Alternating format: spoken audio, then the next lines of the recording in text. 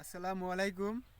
আজকে আমি এই ক্ষেতের বিষয়ে একটা কিছু বিবরণ বলতে চাই। সেই বিবরণটা হলো, আমরা যেটা জৈবিক সারটা ব্যবহার করেছিলাম কিন্তু অত একটা বেস্ট হয়েছিল না।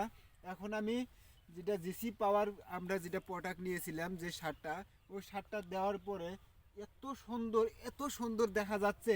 এ বান্দারা আপনি নিজের চোখে দেখলে দিশা পাবেন যে রাসায়নিক সারের থেকে জৈবিক সারে কত একটা পাওয়ার, কত একটা মজবুত, আর কত একটা ফলন দিতে পারে। আপনারা যেহেতু ক্যামেরাটা পুরো আইগা নিয়ে আসবেন, একটা বাঁধাকপি নাকলি দেখাই দেন, 2-3টা বাঁধাকপি এক লোকে দেখাই দিবেন। এরকম সাইজ হইতেছে। হ্যাঁ, দেখছেন তো গাইস, আপনারা তো দেখতে পারছেনই।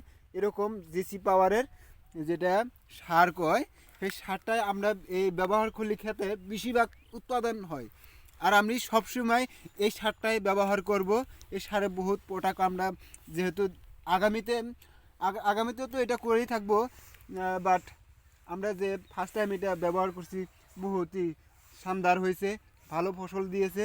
কিন্তু ফসলটা দেখে আমার মনটা একদম ভরে গিয়েছে। আপনি যে সারটা ব্যবহার করছেন, সারটার নাম কি? জেসি পাওয়ার। ঠিক আমাদের আছে। সারটার নাম আছে জেসি পাওয়ার। ব্যবহার করছি, দেখতে পাচ্ছেন তো, এনে 4-5 ডবলে দিয়েছিলাম, তো খুব সুন্দর হয়েছে।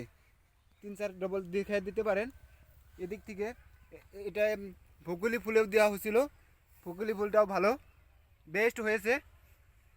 হ্যাঁ হ্যাঁ ভাই, এদিকে ক্যামেরা একটা ঘুরে দিবেন।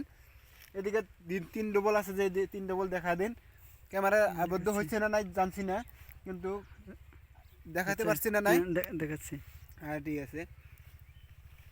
এদিকে আছে। তো আপনারা এই সারটা বেশিরভাগ প্রয়োগ করবেন। আর এই সারটা বেনিফিট আমি বলছি, আপনি তো আমাকে চিনতেই পারছেন, আমি একটা কিষান ভাই। তো আপনারা এই মালটা বা এই সারটা প্রয়োগ করবেন নেক্সট টাইমে, যাতে এটা আমরা ফলন বেশি দেখতে পারি। Thank you.